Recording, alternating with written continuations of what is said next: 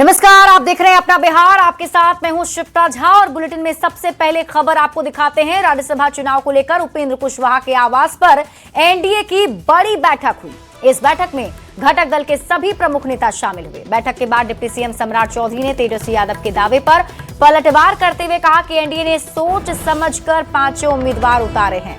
जीत NDA की होगी तो जेडीयू के राष्ट्रीय कार्यकारी अध्यक्ष संजय झा ने भी कहा एनडीए की जीत तय है। एनडीए उम्मीदवार शिवेश राम ने भी कहा एनडीए के सभी उम्मीदवार जीत रहे हैं। बैठक में एनडीए के सभी प्रमुख नेताओं ने जीत का दावा किया है। तो आपको बता दें, आज ये काफी अहम बैठक उपेंद्र कुशवाहा के सरकारी आवास पर बुलाई गई थी। इस बैठक में एनडीए के सभी बड़े नेता शामिल हुए और बैठक खत्म होने के बाद दावों का सिलसिला शुरू हो गया।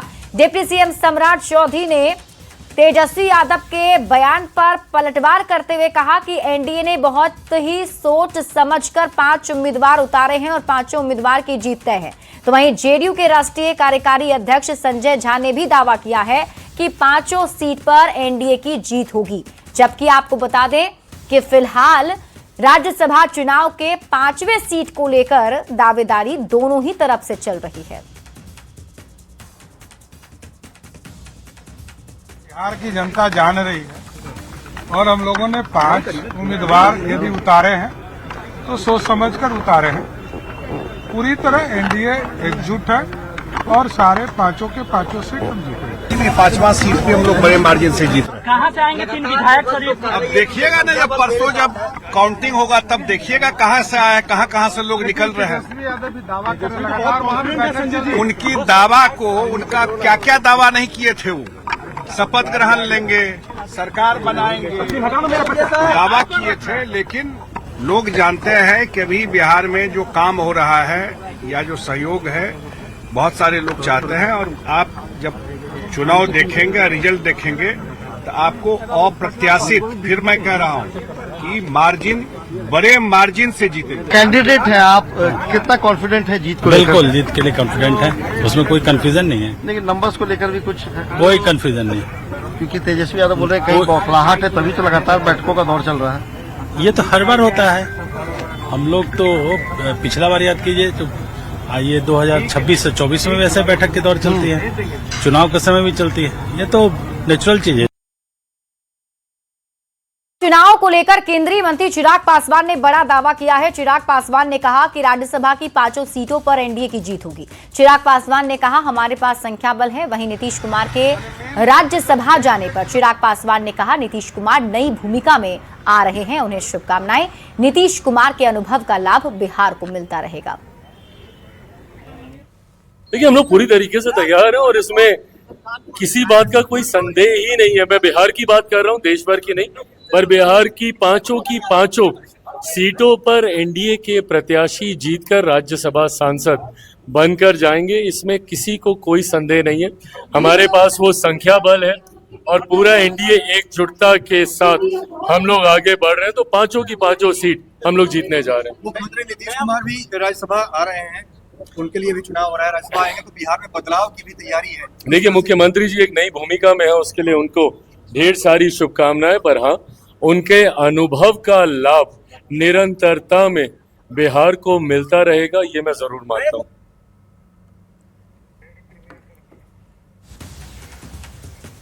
राज्यसभा चुनाव को लेकर केंद्रीय मंत्री गिरिराज सिंह का बयान सामने आया। उन्होंने कहा कि इंडी गठबंधन के वोट से 4 गुना अधिक वोट एनडीए के पास है।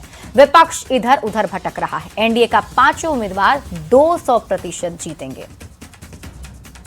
इंडी गठबंधन के वोट से 4 गुना अधिक है और हम 5 का 5, ये तो इधर उधर भटक रहे हैं झोला तौलिया लेकर के। बोल रहे हैं 41 सीट नहीं पूर रहा है एनडीए का, उनका अब वो मैं कौन क्या बोल रहा है उससे हमें क्या लेना देना।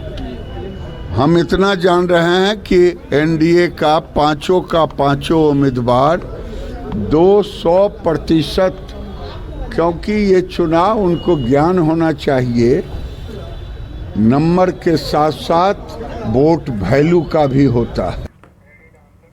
बड़ी खबर गया जी से है, जहां आमस प्रखंड स्थित रामपुर पंचायत के प्राथमिक विद्यालय रामपुर में मध्याह्न भोजन खाने के बाद कई बच्चे अचानक बीमार पड़ गए। बच्चों को उल्टी, चक्कर और पेट दर्द की शिकायत होने लगी, जिससे विद्यालय में अफरा तफरी मच गई। आनंद फानंद में सभी बच्चों को आमस सामुदायिक स्वास्थ्य केंद्र में भर्ती कराया गया, जहां उनका इलाज किया जा रहा है। जानकारी के अनुसार विद्यालय में मेन्यू के अनुसार शनिवार को खिचड़ी बनाई गई थी। भोजन करने के कुछ ही देर बाद कई बच्चों की तबियत बिगड़ने लगी। बच्चों को चक्कर आना, सिर दर्द, पेट दर्द और उल्टी की शिकायत होने लगी। इसके बाद विद्यालय प्रबंधन ने तुरंत एम्बुलेंस बुलाकर सभी बच्चों को आमस सामुदायिक स्वास्थ्य केंद्र भेजा। फिलहाल सभी बच्चों की स्थिति खतरे से बाहर बताई जा रही है। सब खाना दवा लग रहा है। खाना खाने से क्या परेशानी आई? खाना खाने से खाना खाने के बाद ठीक नहीं लग रहा है। स्वास्थ्य ठीक नहीं लग रहा था। किस विद्यालय पढ़ते हैं? प्राथमिक विद्यालय रामपुर में।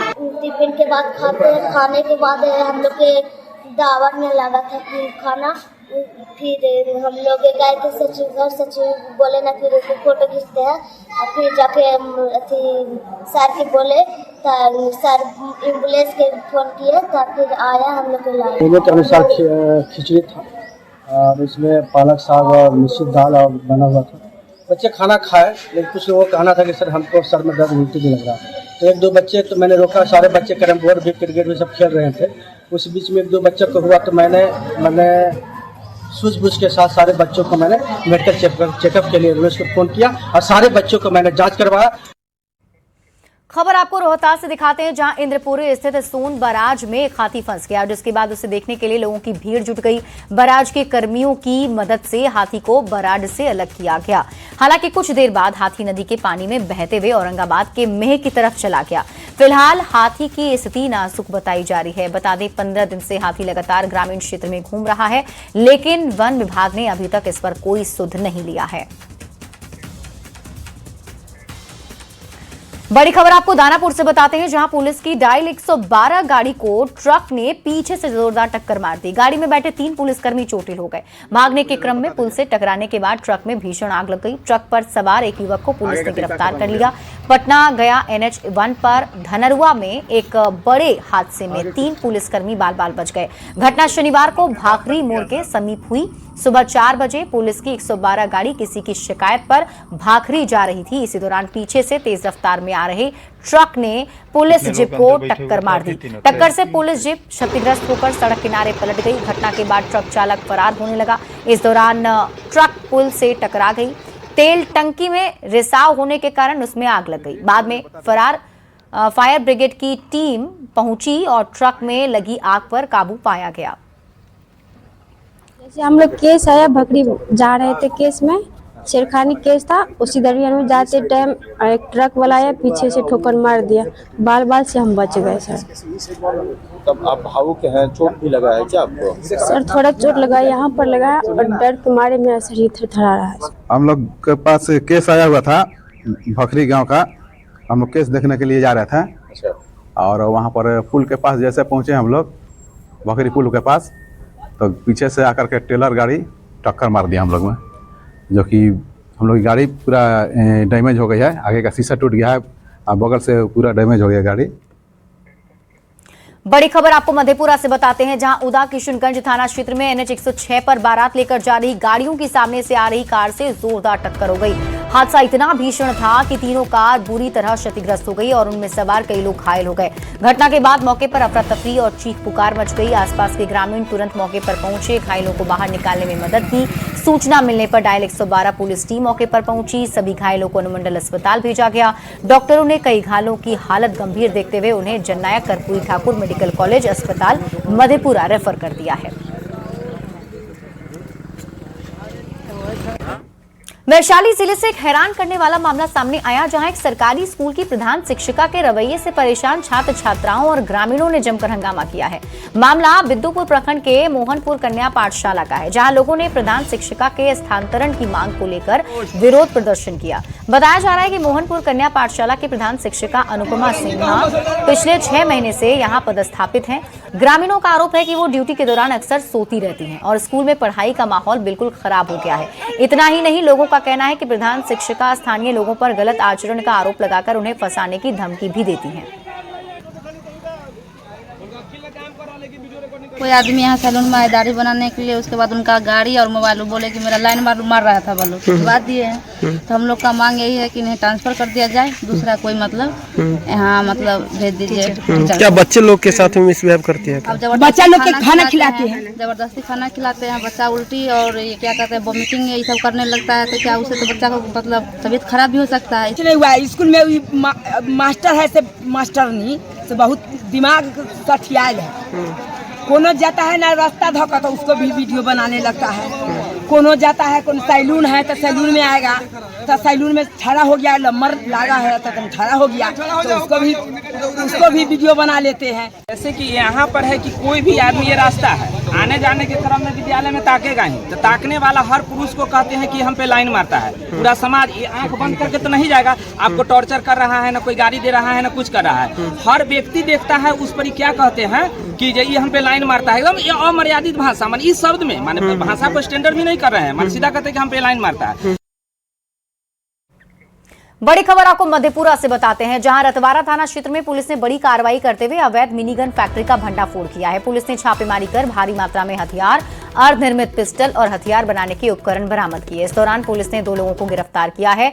एसडीपीओ अविनाश कुमार ने बताया कि एक घर में मुंगेर के कारीगरों की मदद से अवैध हथियार बनाए जा रहे थे। सूचना मिलते ही एसटीएफ और पुलिस की संयुक्त टीम ने घर की घेराबंदी कर छापेमारी की। छापेमारी के दौरान भागने की कोशिश कर रहे 2 आरोपियों को गिरफ्तार कर लिया गया।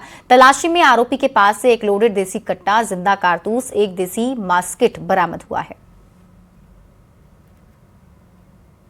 एसटीएफ की टीम, मधेपुरा जिला पुलिस की टीम, डीआईओ की टीम एवं थाना बल के सशस्त्र लोगों ने छापामारी किया। छापामारी क्रम में 2 व्यक्ति भाग रहे थे, उनको पकड़ा गया।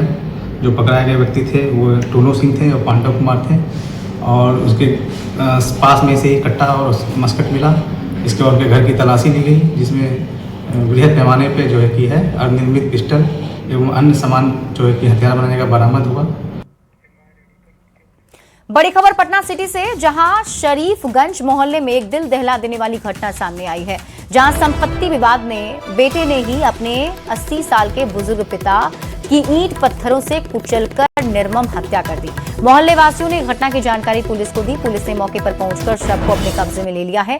घटना के बाद city DSP 2 doctor Gaurav Kumar, FSL और डॉग स्क्वाड की टीम ने मौके पर पहुंचकर पूरे मामले की जांच की है। पुलिस ने इस मामले में डॉग स्क्वाड की टीम की मदद से आरोपी पुत्र रमेश कुमार को गिरफ्तार कर लिया। बताया जाता है कि विजेंद्र कुमार सिंह का अपने पुत्र रमेश कुमार के साथ संपत्ति को लेकर लंबे समय से विवाद चल रहा था। विवाद के समय रमेश कुमार ने घर से थोड़ी दूर शरीफगंज मोड़ के समीप पर ईंट पत्थर से कुचलकर अपने पिता की निर्मम हत्या कर दी। मानवीय सूचना संकलन, उसके साथ साथ डॉग स्क्वाड की मदद से मुख्य आरोपी जो कि उनके बेटे हैं रमेश, उनकी गिरफ्तारी सुनिश्चित कर दी है। प्रारंभिक अनुसंधान में यह पता चलता है कि एक पारिवारिक विवाद का मामला है और उसी कारण जो है उनके बेटे ने इन्हें ईंट और पत्थर से मारकर ये हत्या कर दी है। भोजपुर से बड़ी खबर है, कृष्णागढ़ थाना क्षेत्र के सोहरा गांव में युवा किसान की गोली मारकर हत्या कर दी गई। पुलिस ने घटनास्थल पर पहुंचकर एफएसएल टीम को बुलाया और साक्ष्य जुटाए हैं। पुलिस 2 नामजद और एक अज्ञात को हिरासत में लेकर अब पूछताछ कर रही है। तो भोजपुर से आपको ये बड़ी खबर बता रहे हैं, जहां एक युवा किसान की गोली मारकर हत्या कर दी गई है। जानकारी के मुताबिक सोहरा की एक घटना बताई जा रही है। बताया जा रहा है कि किसान के कनपट्टी पर गोली मारी गई। पुलिस ने मौके पर पहुंचकर जांच शुरू कर दी है। वो गोली मार दी, मतलब पलानी में सो का मोबाइल देख रहा था। कुछ अज्ञात लोगों ने मतलब घर में घुस के तो गोली मार दी। कैसे पता चला? पता चला हमको 11 बजे के आसपास में पता चला।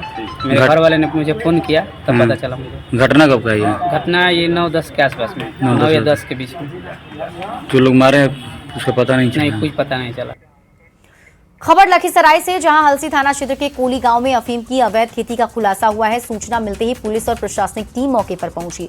एसडीएम प्रभाकर कुमार और एसडीपीओ शिवम कुमार ने मामले की जांच की। जांच में पता चला कि एक युवक ने 2.5 कट्ठा जमीन में अफीम की फसल तैयार की थी। पुलिस ने फसल को काटकर नष्ट किया और कुछ पौधे सबूत के लिए जब्त किए। अवैध अफीम की फसल की कीमत लाखों में बताई जा रही है। जो ये बात जो परिलक्षित हो रही है कि अफीम के जैसा ही दिखने वाला एक पौधे की यहाँ पर जो है खेती की गई थी, जिसका विधिवत जमीन के द्वारा मापी करवाया गया है। लगभग 8 डेसिमल में बताया जा रहा है कि ये खेती यहाँ पर की गई है। जैसा कि देखने से प्रतीत हो रहा है कि मेजॉरिटी स्टेज में है। अभी विधिवत NDPS एक्ट के प्रावधानों के तहत यहाँ पर जो ये फसल है इसमें से इसकी सैंपलिंग की जा रही है और उसके बाद चूँकि अवैध रूप से ये खेती की जा रही थी, यहाँ पे किसी प्रकार का कोई परमिट नहीं था, सरकारी परमिट नहीं था, तो इसकी NDPS के प्रावधान के तहत ही हम लोग विनष्टीकरण करेंगे। हम लोग को सूचना मिला था कि यहाँ अफीम का खेती कोली गांव में पाया गया है, तो हम लोग आए हैं देखने के लिए।